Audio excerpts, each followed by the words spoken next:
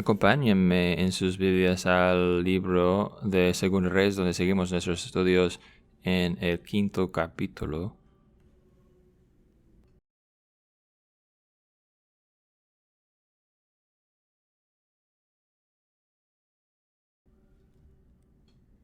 Segundo Reyes, capítulo 5.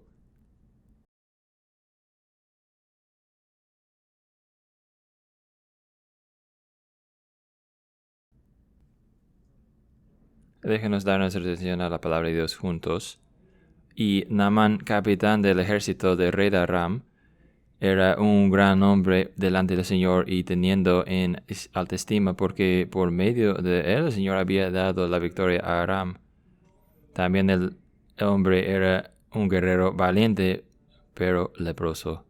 Y habiendo salido los arameos en bandas y vida, habían tomado cautivas a una muchacha muy joven de la tierra de Israel, y ella estaba al servicio de la mujer de Naamán. Y ella dijo a su señora: si mi señor estuviera con el profeta que está en Samaria, él entonces lo curaría de su lepra.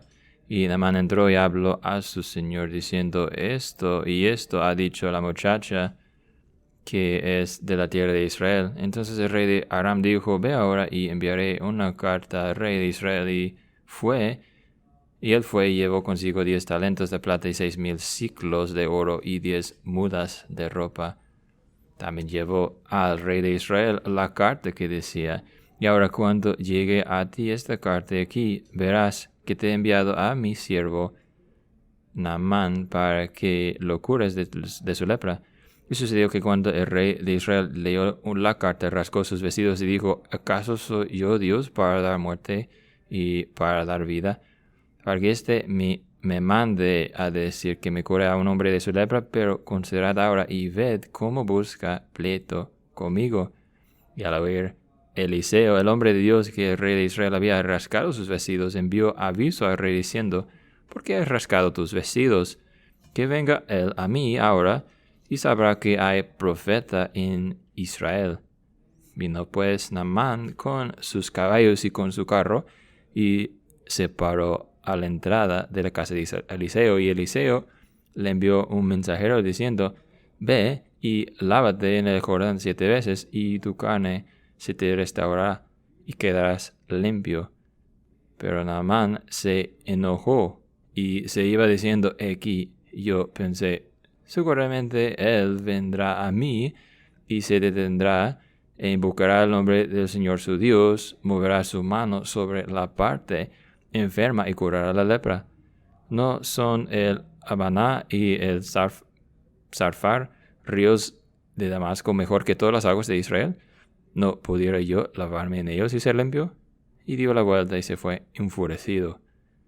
Pero sus siervos se le acercaron y le hablaron diciendo: Padre mío, si el profeta te hubiera dicho que hicieras alguna gran cosa, no lo hubieras hecho, cuanto más cuando te dice: lávate y quedarás limpio. Entonces él bajó y se sumergió 7 veces en el Jordán conforme a la palabra del hombre de Dios, y su carne se volvió como la carne de un niño pequeño, y quedó limpio. Y regresó al hombre de Dios con toda su compañía, y fue y se puso delante de él y dijo: he aquí, ahora conozco que no hay Dios en toda la tierra sino en Israel. Te ruego pues que recibas ahora un presente de tu siervo. Pero él respondió: vive el Señor delante de quien estoy, que no aceptaré nada. Y Naamán le insistió para que lo recibiera, pero él rehusó. Y Naamán dijo: pues si no, te ruego que de esta tierra se le dé a tu siervo la carga de un par de mulos, porque tu siervo ya no ofrecerá holocaustos ni sacrificará a otros dioses, sino al Señor. Que el Señor perdone a tu siervo en cuando mi Señor entre en el templo de Rimón para adorar, y ahí se apoye en mi mano, y yo me incliné en el templo de Rimón cuando tenga que adorar ahí. Que el Señor perdone a tu siervo por esto. Y él le dijo: vete en paz. Y se alejó de él a cierta distancia. Pero Giesi, criado de Eliseo, el hombre de Dios, dijo para sí: he aquí mi Señor ha dispensado a este Naamán arameo a no recibir de sus manos lo que trajo. Vive el Señor que correré tras él y tomaré algo de él. Y Giezi siguió a Naamán. Cuando Naamán vio a uno corriendo tras él, bajó de su carro a encontrarle y dijo, ¿está todo bien? Y él dijo, todo está bien. Mi señor me ha enviado diciendo, aquí en este momento 2 jóvenes de los hijos de los profetas han venido a mí de la región montañosa de Efraín. Te ruego que les des 1 talento de plata y 2 mudas de ropa. Y Naamán dijo, dígnate aceptar 2 talentos. Y le insistió y ató 2 talentos de plata en 2 bolsas con 2 mudas de ropa y los entregó a 2 de sus criados, y estos los llevaron delante de él. Cuando llegó al monte, los tomó de sus manos y los guardó en la casa. Luego despidió a los hombres y ellos se fueron. Entonces él entró y se puso delante de su señor. Y Eliseo le dijo, ¿dónde has estado, Giezi? Respondió, tu siervo no ha ido a ninguna parte. Entonces él le dijo, ¿no iba contigo mi corazón cuando el hombre se volvió de su carro para encontrarte? ¿Acaso es tiempo de aceptar dinero y de aceptar ropa, olivares, viñas, ovejas, bueyes, siervos y siervas? Por tanto, la lepra de Naamán se te pegará a ti y a tus descendientes para siempre. Y él salió de su presencia leproso, blanco como la nieve. Que el Señor bendiga su palabra leída y predicada a nosotros esta tarde. Yo creo que es cierto que nosotros, a cada uno de nosotros nos gusta una buena historia de conversión. Nos encanta escuchar cómo Dios ha obrado en la vida uno al otro. Nos encanta compartir nuestros testimonios uno con el otro.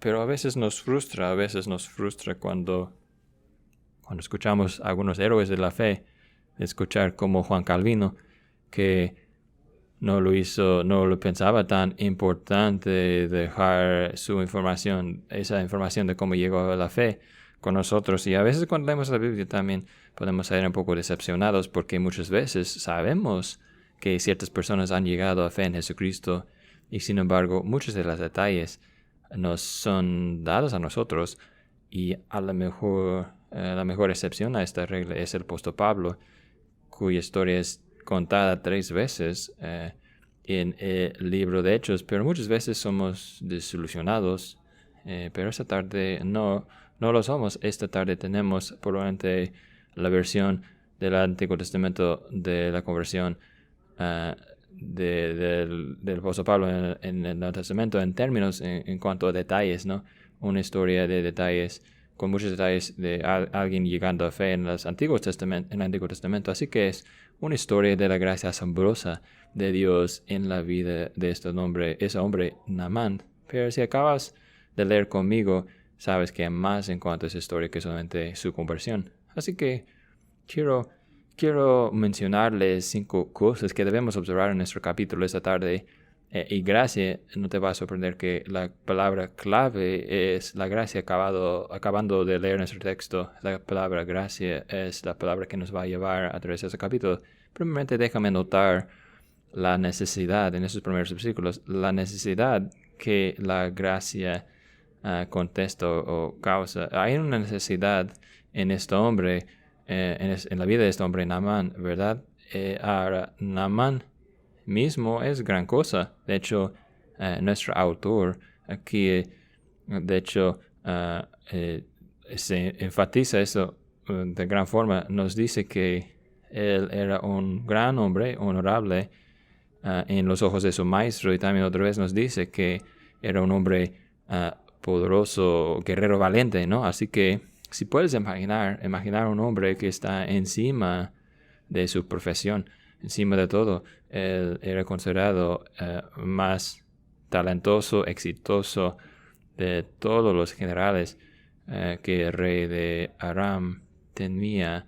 Así que puedes imaginar en una cultura delicada de guerra como esa cultura de Aram, que tendría una reputación muy grande, sería reverenciado y honrado por todas partes.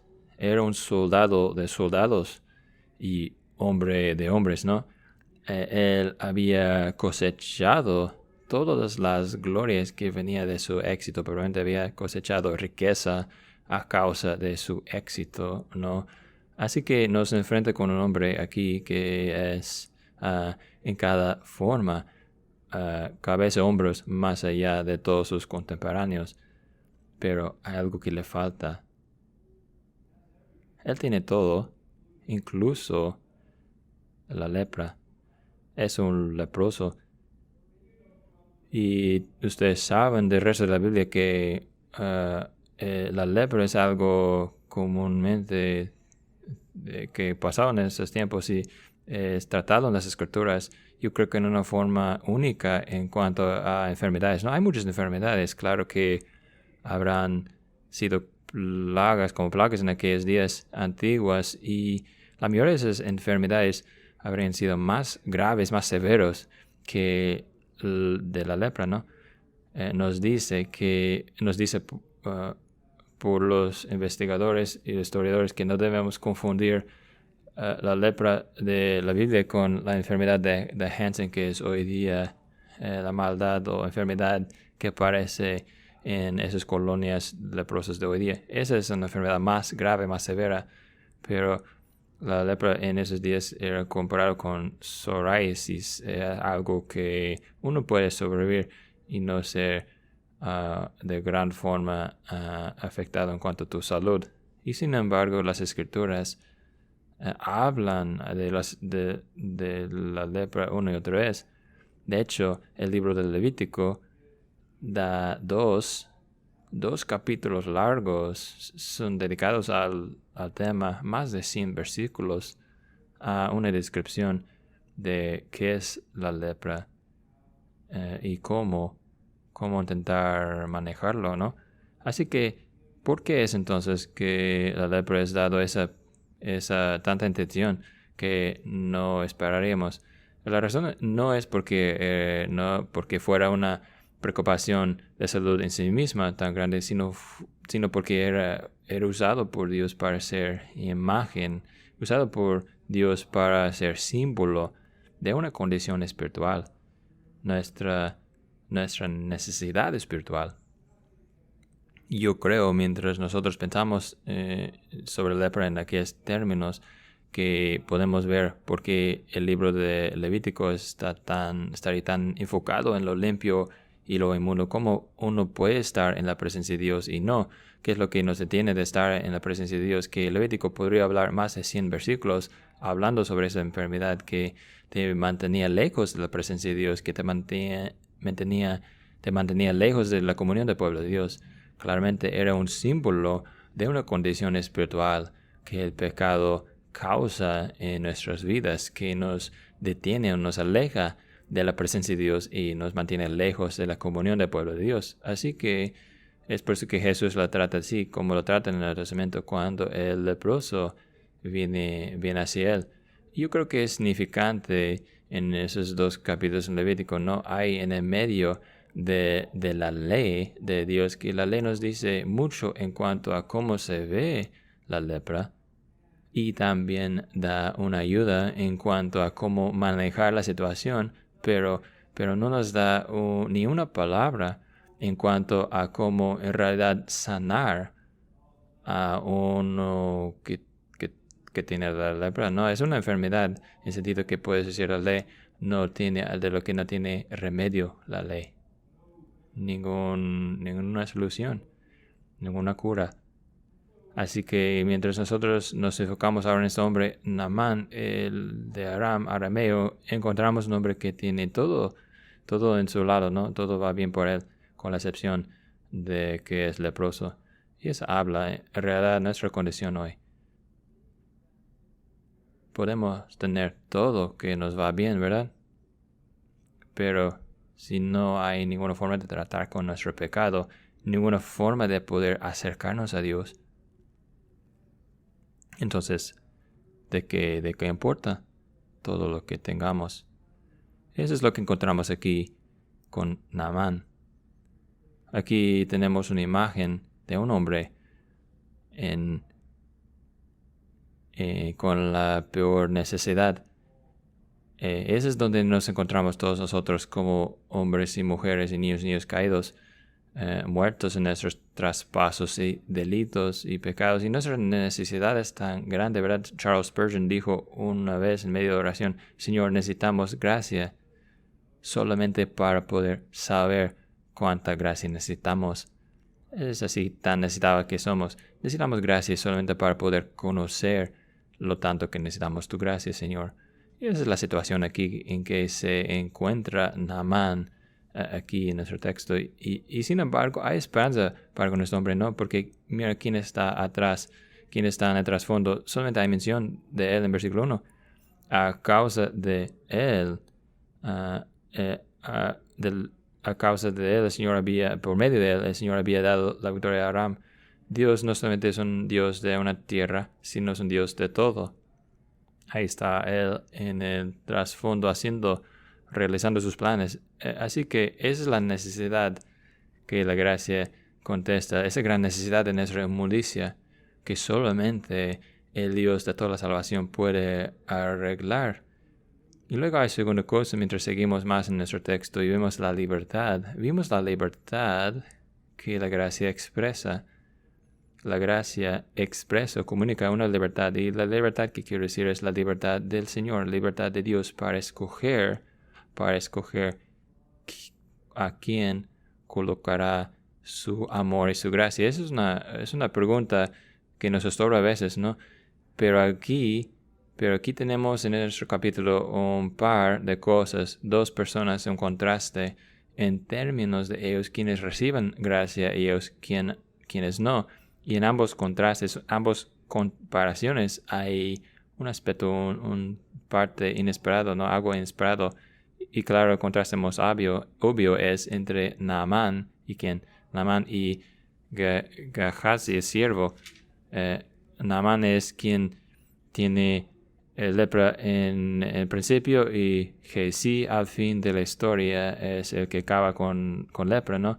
Naamán está de pie delante de la presencia de su maestro, su señor, el rey de Aram, y al fin de su historia está de pie delante de Eliseo diciendo, llamándose tu siervo.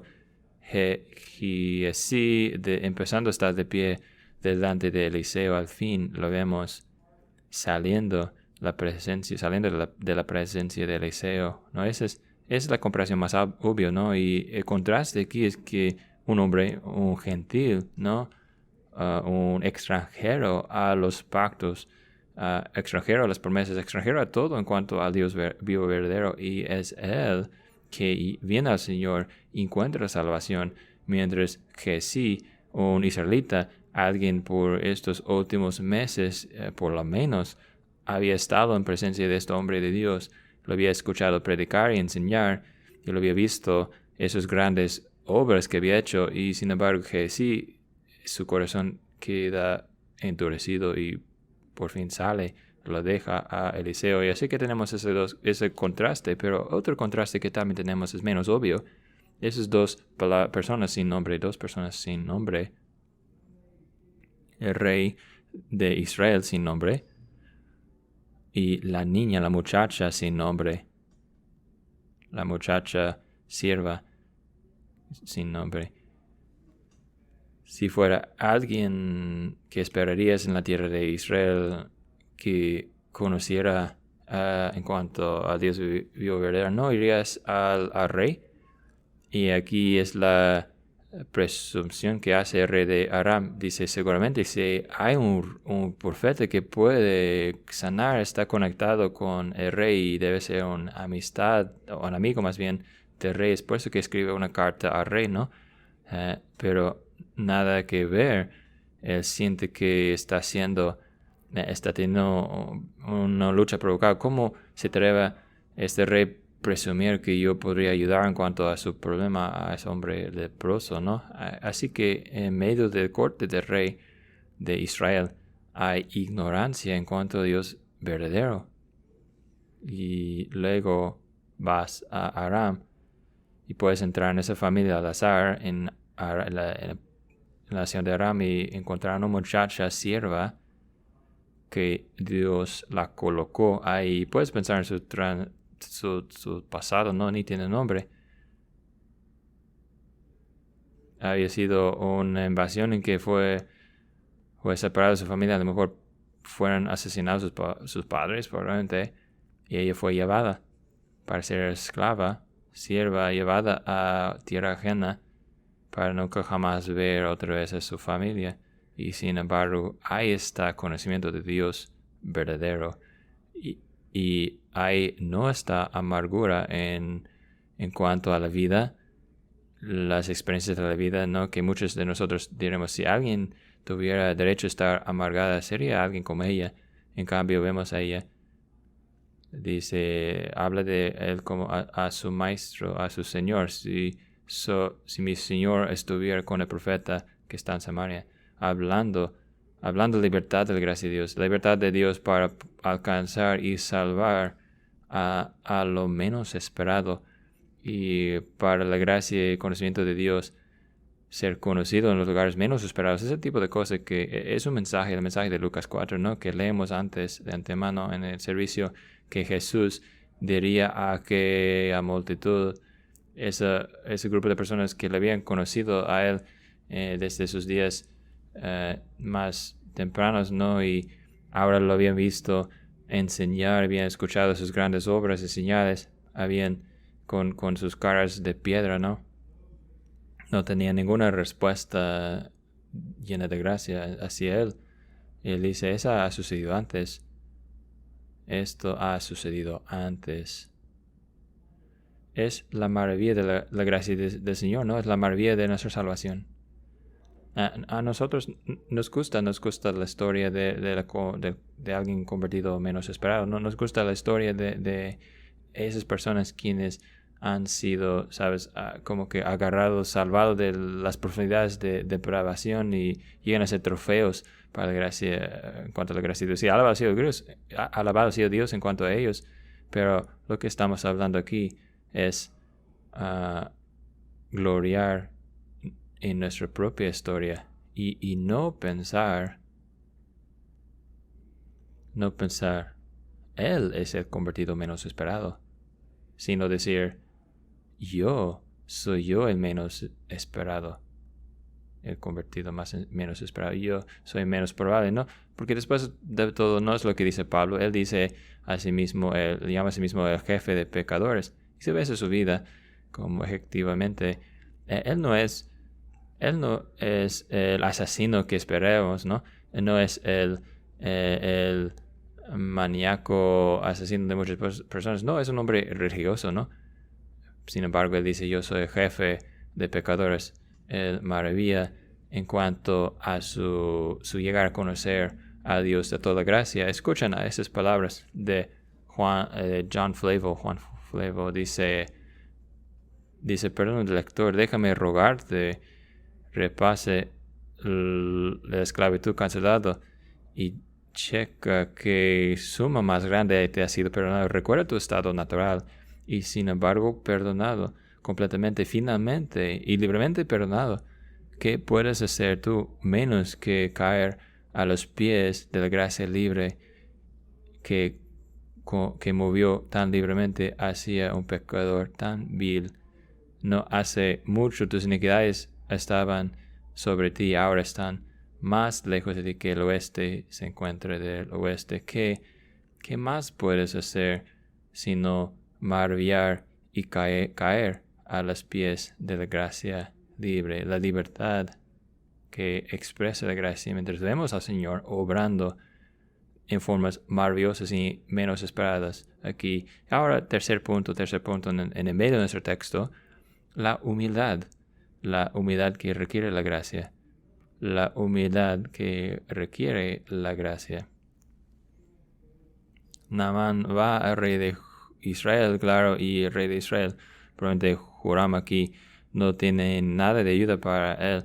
Pero Eliseo escucha de la situación y envía mensajero y dice, pues envíamelo a mí para que él sepa que hay un Dios en Israel.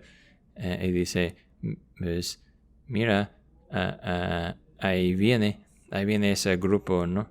Donde donde estaba viviendo el profeta. Sabemos que él estaba moviendo mucho. Era un predicador móvil, ¿no?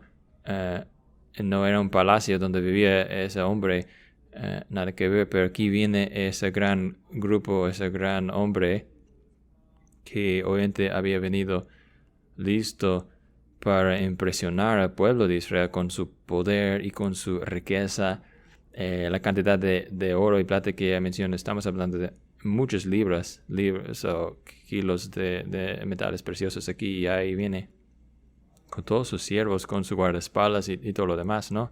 Y parece, ¿no?, que mientras leemos lo que sucede, que todo es calculado para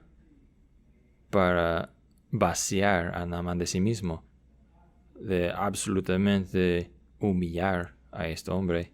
Y podemos mencionar algunas de esas cosas, ¿no? Podemos ver cómo su orgullo habría sido humillado, ¿no? Él se acerca, viene, y Eliseo ni viene a verlo en persona, ¿verdad? Él envía a un mensajero. En verdad lo está tratando como un leproso, está inmundo. Así que él va a enviar un siervo, va a hacer distancia entre él y Naamán. Este hombre que esperaba todo tipo de respeto y reverencia habría seguramente tomado eso mal, ¿no? Y vemos en pocos versículos que sí lo ve como un insulto, algo malo. No solamente es humillado su orgullo, sino también su expectativa, ¿verdad? Leemos que él había esperado por él que saldría a ponerse de pie delante de él, y el hecho de que él dice que estaría delante de él es la posesión de un siervo, ¿no? Que podría venir ahí delante de mí siendo mi siervo, sería bajo mi obligación a mí, ¿no? Para hacer lo que yo le pago que hacer, ¿no? Su expectativa, ¿no? Es para mover su mano, ¿no? El profeta, algo sensacional, algo que podría contar historias, cuentos después de regresar a su tierra. Había visto a esos tipos de cosas antes, y eso es lo que esperaba que sucediera. Y dice Eliseo dice a través de su mensajero, ¿no? Dice, vete a bañarte, vete a bañarte en el río frío, ¿no? Así que su expectativa son chocadas, ¿no? Y tumbadas, y aún su orgullo nacional recibe un choque, ¿no? Su identidad nacional es humillada, ¿no? Él dice, ¿este río? Si solamente fuera un caso de bañarme en un río, tenemos nosotros mejores ríos. Hay en mi país, ¿no? Que este río Jordán es un río sucio de segundo rango, y todas las cosas que me vas a llamar a ser. Porque así que de cada forma está recibiendo esa corrección, está siendo humillado, y eso, claro, es así como funciona Dios, ¿no? Así es como siempre Dios está obrando en nosotros, que mientras nos acerca a sí mismo, nos está alterando, cambiando nuestras expectativas. Parte de esa identidad nacional es la idea de que hoy tenemos nosotros nuestros dioses, ellos tienen sus dioses, y sí, yo sé una vez que parece este profeta tiene como éxito y pudo hacer cosas buenas, pero mejor fácilmente igual con tanta facilidad podría suceder al mes que siguen a uno de los profetas de Ramón, ¿no? Eso es lo que dice, ¿no? Nada ha cambiado en cuanto a su día y nuestro día, ¿no? Es lo mismo hoy como en esos días. Y yo creo que es así, que nosotros en secreto creemos que Dios es nuestro siervo. Nosotros creemos en secreto que Dios es nuestro siervo. Igual como Naamán pensaba del profeta de Dios que iba a salir en lugar para ser su siervo, ¿no? Hacer lo que deseaba, y que iba a ser una transacción. Y que el profeta haría exactamente lo que le fuera dicho. Eso básicamente resume, ¿no? Al hombre moderno, a la religión del hombre moderno, que habrá una transacción. Yo daré algo en cuanto a devocionales, en cuanto a lo mejor un poco de dinero, diré una oración, o voy a como inclinarme un poco hacia el cielo y admitirme que sí, a lo mejor existe Dios, pero qué tal de mi vida, mi vida está bien, las cosas van a estar bien, tan solo que Dios mantenga su lado del trato, ¿no? Tan solo que Dios me mantenga en felicidad y una vida feliz y bonita, todo va a ir bien. Es por eso que explica la mayoría de gente que no tiene tiempo para Dios, para con Dios. En la mayoría de su vida se enojan con Dios cuando van mal las cosas, porque Dios ha violado los términos de su propio acuerdo, ¿no? Tan solo que yo admito que Él existe, tan solo que yo sea buena persona, tan solo que a lo mejor a vez en cuando hago cosas religiosas, Dios debe servirme a mí con una vida feliz. Y claro, ese ya había empezado a deshacerse con su lepra, ¿no? Y ahora Eliseo lo muestra, que eso no es el Dios a quien sirve él, no es el Dios que es. Y lo que Eliseo nos muestra que es entrar en el reino de Dios requiere un vaciar de nosotros mismos radical. Así que mientras pensamos en las tres formas que Naamán fue humillado, mientras pensamos en su propio orgullo, encontramos que Dios no respeta a personas, que cualquier persona puede ser es requerido mucho respeto de otros hombres, pero en cuanto a interactuar y tener tratos con Dios es otra cosa. Y si venimos a Dios solamente para negociar, a tener tratos con Dios, vamos a ser desilusionados. Y de hecho las Escrituras presentan a nosotros una comprensión muy distinta de qué significa acercar correctamente a Dios. De hecho, aún para leerlo hoy, algún día, aún para nosotros como creyentes, nos hace un poco como que retirarnos o asustarnos cuando dice David, yo soy un gusano y ningún hombre. Pero ¿qué tal de tu autoestima?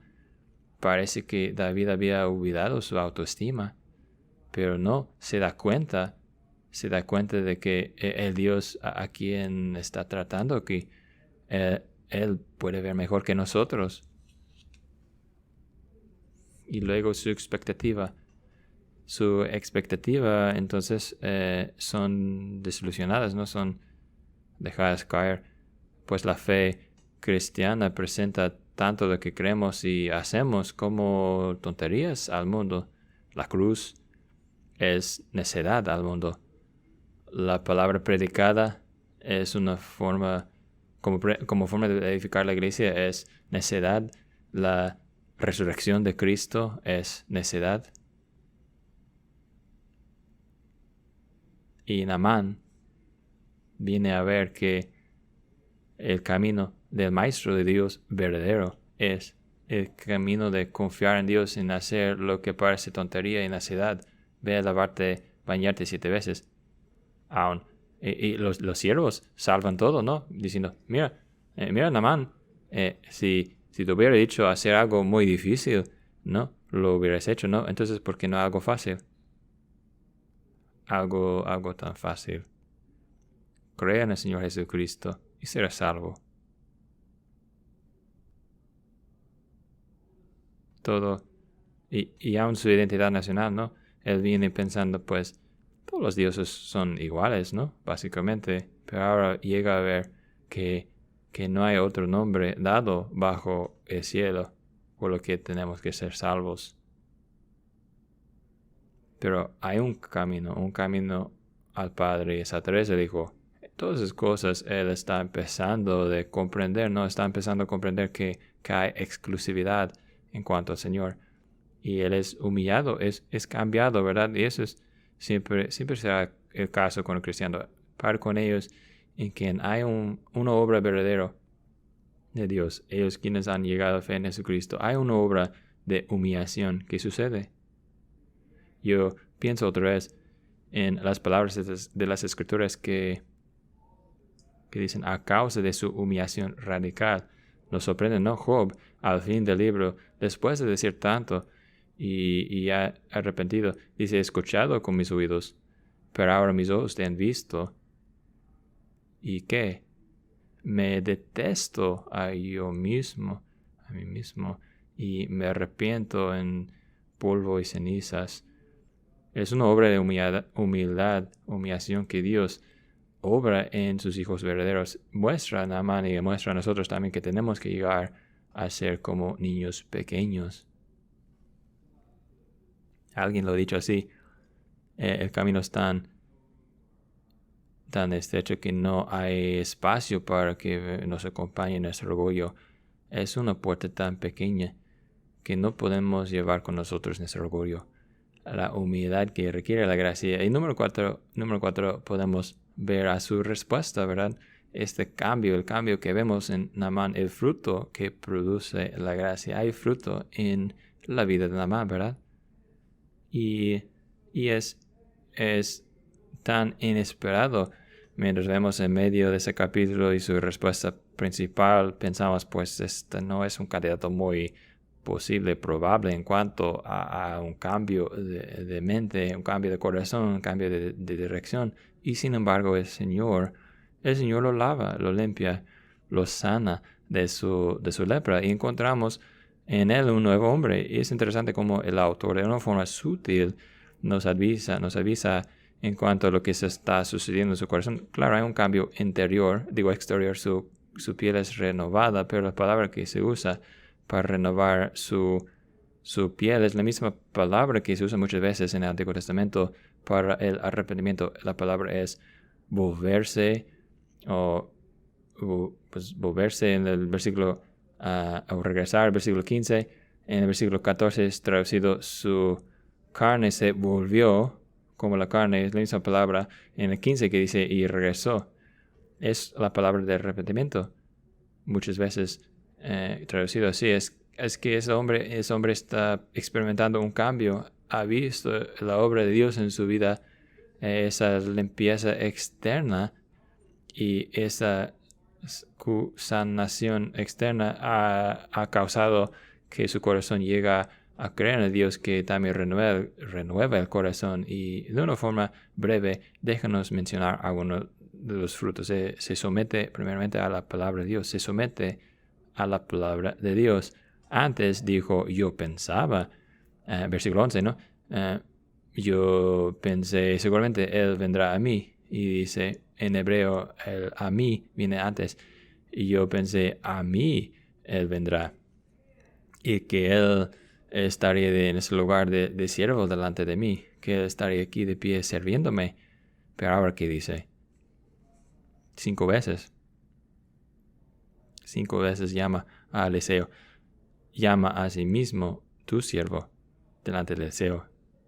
Ahora se está sometiendo a la palabra de Dios. Y dice, que Dios sea verdad, veraz. Que Dios sea veraz y cada hombre mentiroso. ¿Es nuestra actitud hacia las Escrituras?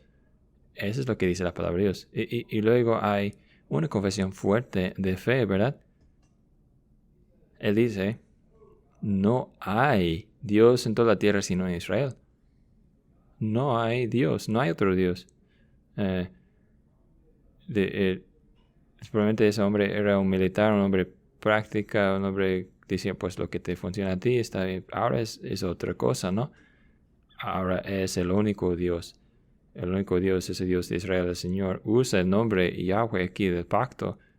Entonces habla de Dios. Y hay lealtad luego al Señor en cuanto a su adoración, en cuanto a su tierra. Es una petición rara, ¿no? Que vemos, Él quiere llevar dos caritos o 2 montones de tierra para llevarlo. A lo mejor algunos de ustedes, bueno, yo escuché la historia de Lafayette, el francés que nos ayudó en cuanto a su lucha de independencia contra los británicos en el 1600 y cuando él regresó a Francia, llevó mucha tierra de aquí para que lo sepultaran en la tierra que llevara. Su lealtad, su amor hacia este país que había desarrollado su propia alma. Y aquí está un hombre como ama ahora al pueblo de Dios, ama al Señor, y a la tierra, aunque tiene que regresar, él quiere llevar consigo tierra para poder hacer un lugar donde puede adorar al Señor, para hacer un altar y adorar al Señor. Y luego, pues esa es la parte más interesante por delante. Déjame decirlo de tal forma, hay sensibilidad a conciencia, ¿no? Sensibilidad a su conciencia. Dice, mira, me va a requerir, como me han requerido en el pasado, me va a requerir entrar en el templo. Yo no voy a entrar al falso Dios, pero me va a requerir que vaya allá. ¿Me perdonará el Señor? ¿Me perdonará el Señor cuando lo haga? Ahora, algunas cosas aquí, yo he escuchado a gente aquí tomando eso y usándolo como algo, y yo creo que abusarlo, y hacer todo tipo de cosas. Yo no creo que estamos libres de hacer eso. Aquí está un hombre bajo unas circunstancias muy únicas, muy distintas. Y Matthew Henry nos enseña, que menciona aquí en su nota sobre, en cuanto a aplicación, que dice que los convertidos jóvenes hay que tratar a los convertidos jóvenes con ternura, ¿no? Y yo creo que sí, el punto es un poco más grande aquí. Todo eso es una corrección. Recuerden dónde estamos nosotros. Estamos en el libro de Reyes. Y estamos en un día en que la palabra de Dios es mantenida en baja estima en cuanto al pueblo de Dios. Hay un remanente pequeño y fiel, pero muchos más. Sus opciones son a cuál Dios falso voy a adorar hoy, ¿no?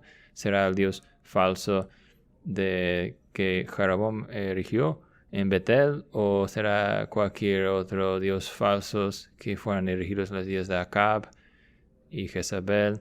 Y estas preguntas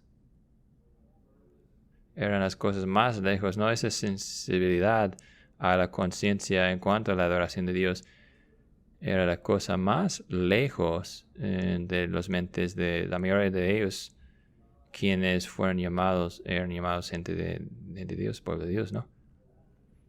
Ese punto, es una corrección, un regaño hacia la iglesia de Dios. Aquí está un extranjero y de repente es convertido y tiene esta pasión, tiene esa lealtad, ese amor hacia el Señor, que pone al pueblo de Dios, avergüenza al pueblo de Dios. Ese es el punto, yo creo.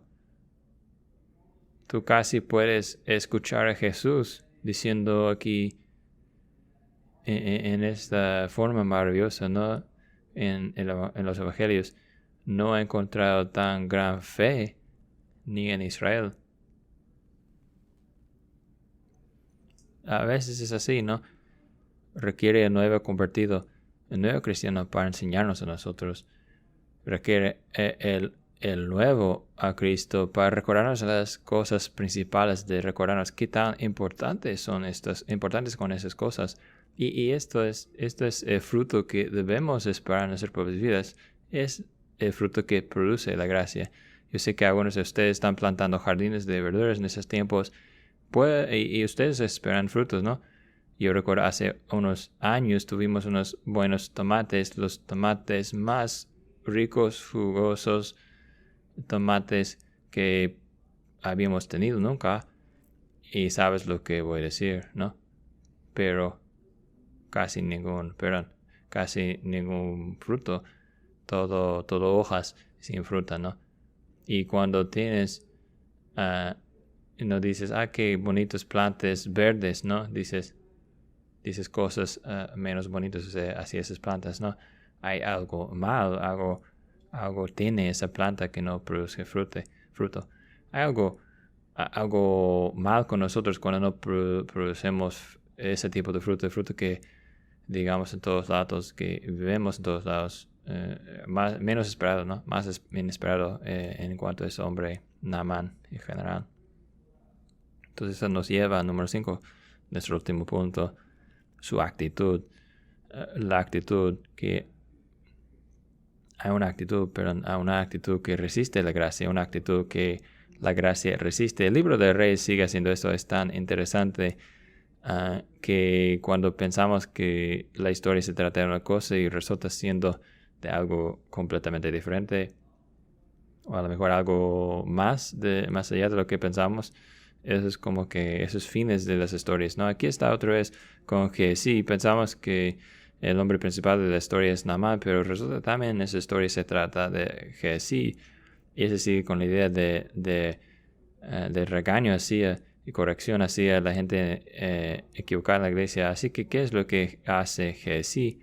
Que si él dice, la palabra clave aquí es tomar, y a lo mejor a veces nuestra traducción usa la palabra recibir o tomar, así que en versículo 16 dice Eliseo, vive el Señor delante de quien estoy, que no aceptaré nada. En versículo 16, y luego que es lo que dice Gehazi en versículo 20, es como si casi estaba emulando o copiando a Eliseo. Dice, aquí el hombre del Señor dijo para sí, aquí mi Señor ha dispersado ese Naamán arameo, al no recibir al Señor su mano. Vive el Señor, yo correré tras él y tomaré algo de él. Y Eliseo al fin dice, pregunta a Gehazi, ¿es tiempo de tomar dinero? ¿Es tiempo de aceptar o tomar oliveras, etcétera, etcétera? ¿No? Obviamente hay orgullo, hay egoísmo aquí. Y yo creo que la advertencia al fin a Gehazi, mientras él va de este dinero a ropa y plantas, que Gehazi, una vez que permites el codiciar en tu corazón, solamente va creciendo, ¿no? Siempre quiere más, siempre quiere más. Pero hay algo aún peor, yo creo, que el codicio aquí, que Gehazi hace. El mal representa a Dios, el mal representa a Dios. Hubo razón que dijo Eliseo, vive el Señor, no tomaré nada a tu mano. Obviamente que sí, él no quiso ser escuchado como otra persona que solamente busca dinero. Tú me pagas y yo te voy a ofrecer algo, ¿no? Él quiso este hombre, ese nuevo hombre que apenas había llegado a fe, quiso que se quedara muy claro que es un Dios lleno de gracia que había conocido, que ese Dios lo había lavado, no a causa de nada que había hecho Naamán y seguramente a causa de ningún regalo. Yo creo que es muy parecido a lo que vemos del apóstol Pablo. Hablamos de eso cuando pasamos a través del libro de 2 Corintios, que Pablo con las nuevas iglesias no quiso recibir pago porque esos nuevos creyentes, él quiso que se quedara claro, muy claro, que su ministerio estaba reflejando la gracia de Dios hacia su gente. Y ahora, ¿qué es lo que ha hecho Gehazi? Gehazi, él ha distorsionado la gracia del evangelio. Eso es algo que es tan fácil de hacer. Hay algunas cosas que son muy fáciles de distorsionar, muy fáciles de equivocar, y yo no puedo evitar de pensar en esto esta tarde. Yo pensando, hace varios años estaba en una conferencia de estandarte de verdad y siempre tienen buenas promociones de libros allá, y alguno de esos yo creo que era un ministerio pastor reformado, estoy casi seguro de eso. Él regresó un tarde en los dormitorios viendo muy triste, muy deprimido, ¿no? Y alguien le preguntó qué tenía. Él dijo, pues, yo siempre pensaba que John Owen era un buen hombre, alguien confiable en quien leer, pero yo escuché a Sinclair Ferguson decir que Owen tiene como 40% mal en lo que dice. Y Ferguson estaba intentando vender libros baratos. Y no estaba hablando nada que ver en cuanto a su precisión doctrinal, sino la promoción de los libros. Pero eso es lo único que requería para que esa persona estaría confundido, ¿no? Y la gracia fácilmente puede ser distorsionada, mal entendida. No es el tiempo para tomar, él dice, no es el tiempo para tomar. Y yo creo que la actitud de Gehazi es muy resumida en esa frase pequeña, la forma que él habla de Naamán. Él hizo arameo, versículo 20. Mi maestro ha salvado, perdón, ese arameo, Naamán. Es como esperaba que Eliseo hubiera aprovechado ese tiempo de tratar con ese general exitoso y matarlo, ¿no? Él lo salvó. Él salvó ese arameo, ¿no? Tienes que regresar al versículo 1 para aprender que Naamán era arameo. Solamente en el primer versículo se refiere a él como arameo. Solamente es Naamán. Pero aquí está Gehazi.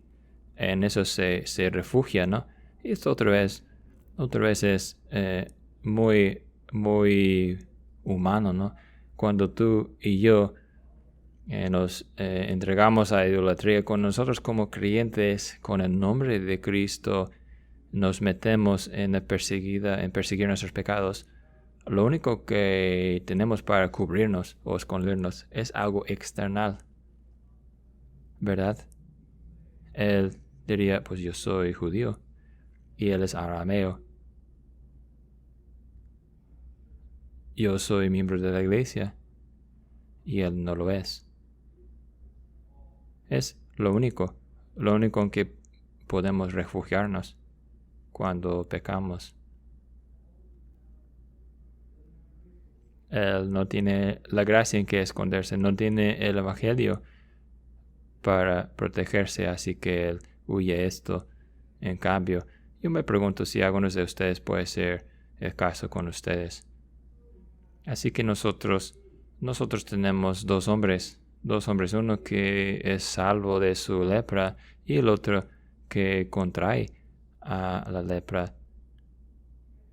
Y sabes, nosotros debemos leer esa historia y debemos regocijarnos en la salvación de los menos esperados, ¿no? Debemos regocijarnos en eso. Nos enfocamos correctamente en eso. Alabado sea el Señor que por lo que ha hecho en la vida de Naamán y lo que ha hecho en la vida de muchas personas que hemos visto personalmente y lo que ha hecho en mi vida, de toda la gente, de todas las personas, y tu vida, de todas las personas. Pero también hay advertencia aquí. No solamente hay un convertido menos esperado aquí en nuestra historia, hay un reprobado menos esperado en nuestra historia. Un hombre que conocía la verdad y sin embargo no la afectó. Un hombre que había estado alrededor con la palabra, rodeado por la palabra, rodeado por la actividad del Espíritu Santo. El libro de Hebreos habla de gente así, quienes están cerca del reino y sin embargo,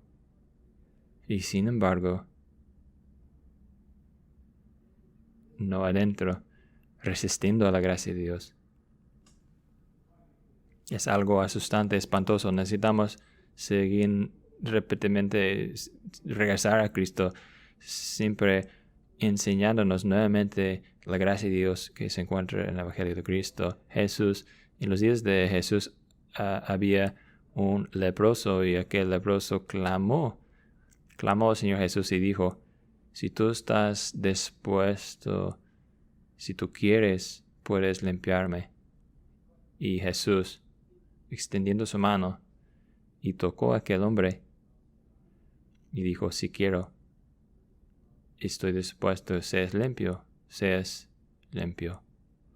Y para con nosotros como leprosos espiritualmente por naturaleza, poder ver a Jesucristo dispuesto a alcanzarnos, tocar nuestra humanidad pecaminosa, tomar a sí mismo nuestra humanidad, nuestro pecado a sí mismo y llevar aquel pecado a la cruz fuera del campamento, llegar a sí mismo inmundo con nuestro pecado.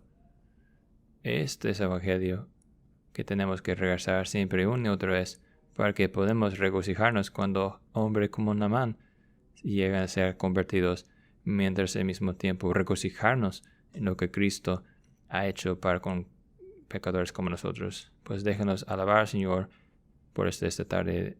Déjanos orar.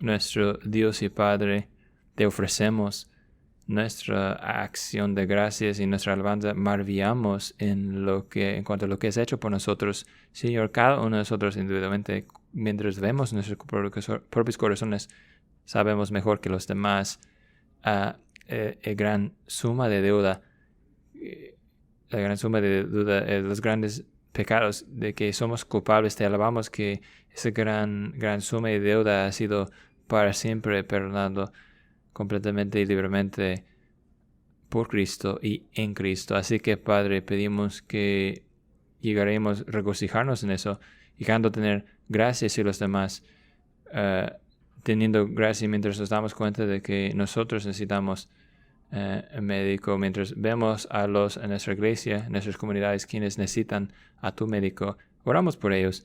Oramos, pedimos que sigas causándonos maravillar mientras tú traes los perdidos a tu reino. Pedimos que venga tu reino y lo pedimos en nombre de Jesús. Amén.